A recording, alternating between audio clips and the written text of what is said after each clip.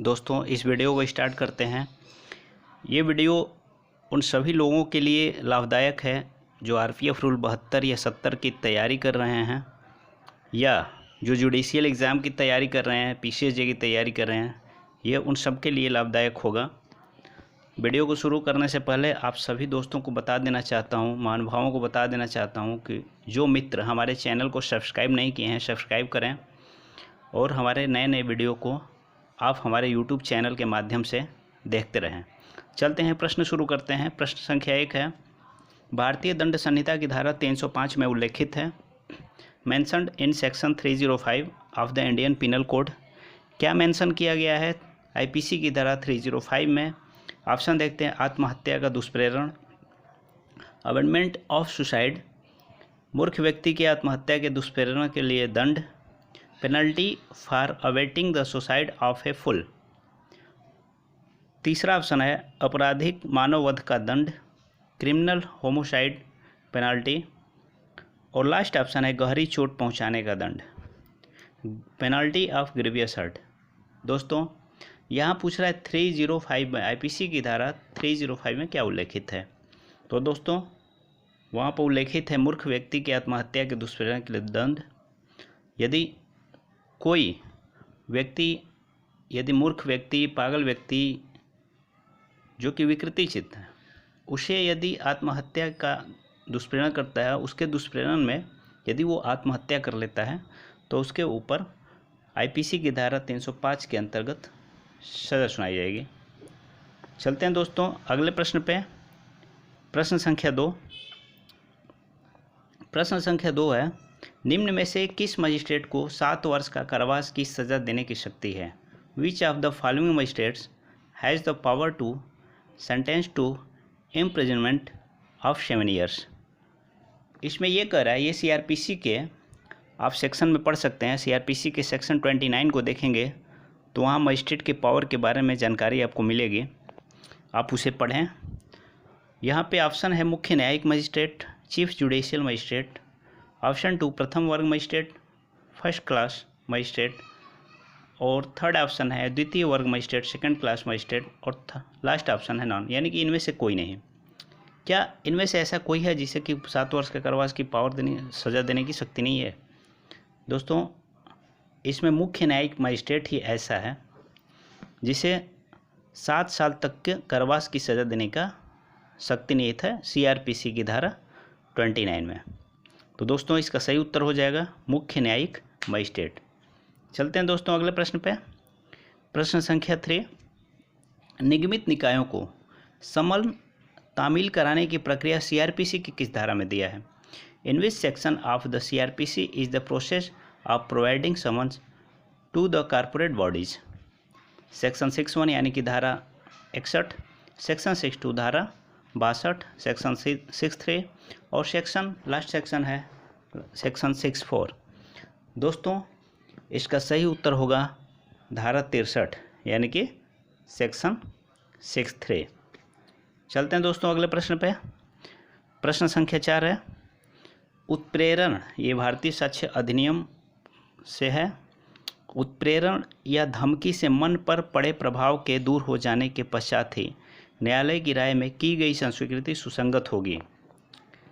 यहाँ ये कह रहा है कि यदि किसी को उत्प्रेरित किया जाता है, धमकी दिया जाता है ताकि उसके मन पे प्रभाव पड़े कि उस धमकी के प्रभाव से यानी कि डर जाने के कारण वो कोई भी अपराध को संस्वीकृति करता है, स्वीकारता है, तो वह कब सुसंगित होगा?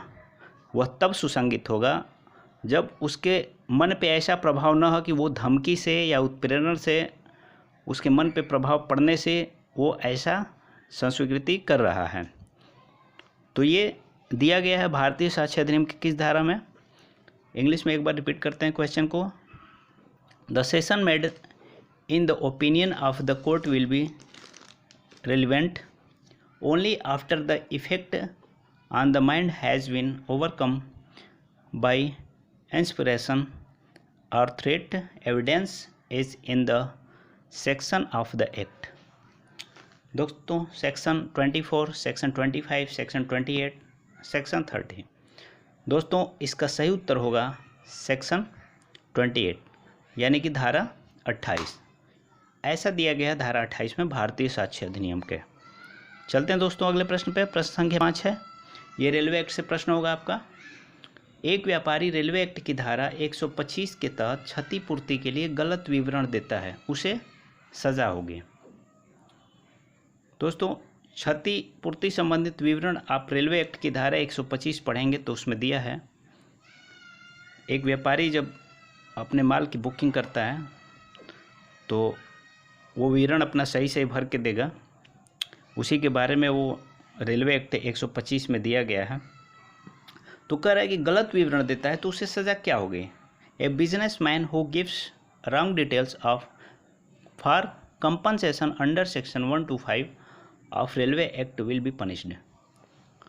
3 वर्ष का कारावास या जुर्माना या दोनों, 3 years इम्प्रिजनमेंट और फाइन और बोथ। दूसरा ऑप्शन है 5 वर्ष का कारावास या जुर्माना या दोनों, तीसरा ऑप्शन है 2 वर्ष का कारावास या जुर्माना या दोनों, और लास्ट ऑप्शन है 1 वर्ष का कारावास या जुर्माना दोनों। दोस्तों इसका सही उत्तर होगा 3 वर्ष का कारावास या जुर्माना या दोनों, जो रेलवे एक्ट की धारा 148 के अंतर्गत सजा होती है। ये डिफाइन किया गया है रेलवे एक्ट की धारा 148 में, और 148 और 149 की सज़ा एक ही है। चलते हैं दोस्तों अगले प्रश्न पे। प्रश्न संख्या 6 आरपीयूपी एक्ट से हम कोशिश करते हैं कि 1-1, 2-2 प्रश्न, इन 10 प्रश्नों में 1-1, 2-2 प्रश्न लगभग ज़्यादा से ज़्यादा अधिनियम से उठा सकूं। तो इसी की वजह में हम ज़्यादा से ज़्यादा हम सोचते हैं कि आरपीयूपी एक्ट से भी उठा लें प्रश्न, रेलवे एक्ट से भी उठ जाए, तो इससे बेहतर तैयारी हो जाएगी हम लोगों की। चूँकि हम 10 प्रश्न ही दे पाते हैं, क्योंकि डिस्क्रिप्शन बॉक्स में हम इन प्रश्नों के लिंक भी देते हैं, ताकि आप उस लिंक पर क्लिक करें, उस लिंक को के फॉर्म को ओपन करें और उस प्रश्न को आप हल करें। दोस्तों आरपीयूपी अधिनियम के अपराध होते हैं, कैसे अपराध होते हैं। There are offences under the RPUP act, जमानती हैं। क्या आरपीयूपी एक्ट अधिनियम के अपराध जमानती होते हैं। आर कॉग्निजेबल, अजमानती होते हैं, और नॉन कॉग्निजेबल, कुछ जमानती होते हैं। जैसे अधिनियम के बहुत सारे अधिनियम ऐसे हैं, जैसे आईपीसी में हो गया, कुछ अपराध ऐसे हैं जो जमानती होते हैं, कुछ अपराध ऐसे हैं जो अजमानती होते हैं। तो उसी तरह से यहाँ पूछ रहा है कुछ जमानती होते हैं, सम कॉग्निजेबल, नॉन यानी कि कोई नहीं। दोस्तों आरपीयूपी अधिनियम के अपराध अजमानती होते हैं, इसे सही कर देंगे, अजमानती को ट्रिक करेंगे। चलते हैं दोस्तों अगले प्रश्न पे। प्रश्न संख्या 7 जेजे एक्ट। ये जेजे एक्ट है, जुवेनाइल जस्टिस एक्ट 2000 के किस धारा में नाबालिग की उम्र को परिभाषित किया गया है। Which section of the JJ act 2000 define the age of a minor. नाबालिग की उम्र डिफाइन किया गया है। परिभाषा दोस्तों ज़्यादातर परिभाषा जो परिभाषित किया गया है किसी भी शब्द को, वो धारा 2 में ही किया जाता है। जो यहाँ देखिए ये सेक्शन दिया है, जेजे एक्ट में भी इसी तरह से 2 में ही परिभाषित किया गया है, लेकिन नाबालिग की उम्र को परिभाषित किया गया है। नाबालिग की उम्र क्या होगी आप हमारे कमेंट्स बॉक्स में ज़रूर लिखेंगे।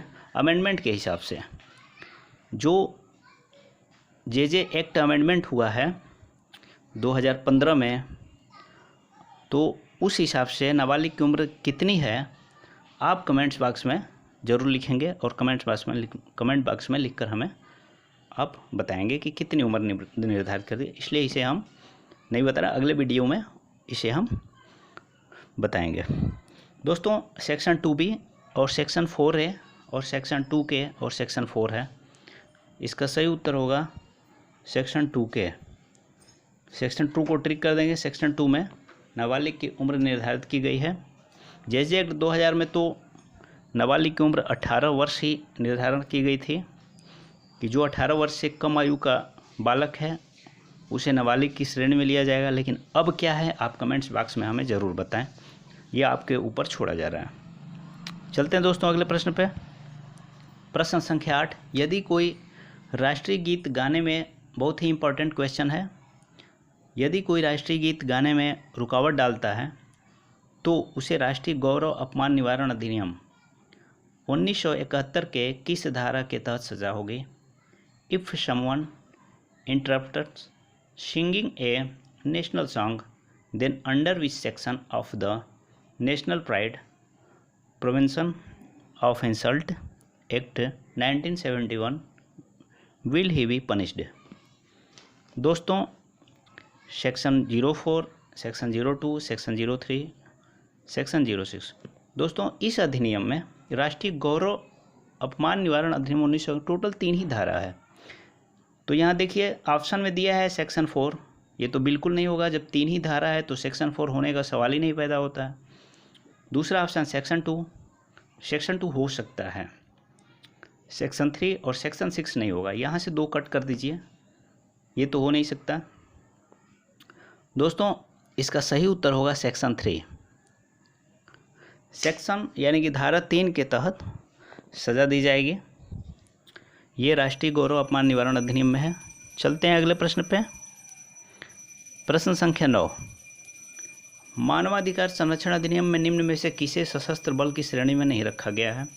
विच of the following is not classified under the armed forces in the protection of human right acts?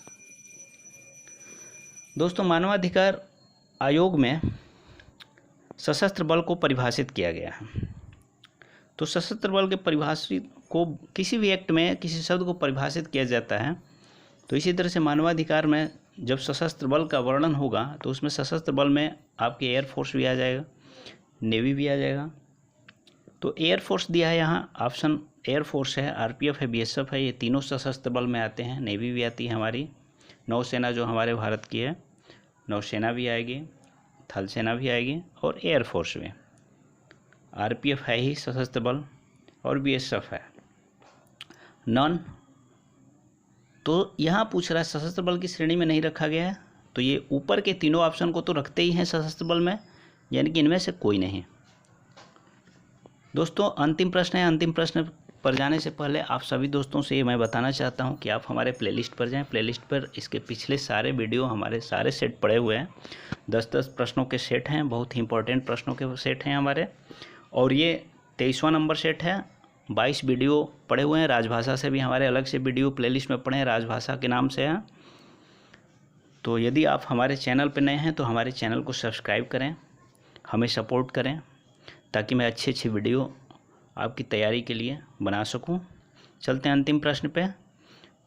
आगंतुक रजिस्टर, ये ओनली फॉर आरपीएफ रिलेटेड है। आगंतुक रजिस्टर जो रेलकर्मी के लिए होता है, कहीं भी ये आरपीएफ पोस्ट वर्कशॉप पोस्ट पे होता है। आरपीएफ का जो पोस्ट होता है वर्कशॉप पोस्ट, वहाँ पे होता है। The visitor is the register railway man. तो उस रजिस्टर का कोडिंग होता है, जैसे C1 होता है, C2 होता है, C3, इसी तरह से क्या होगा, C12 होगा, C17 होगा, C16 होगा, C19 होगा।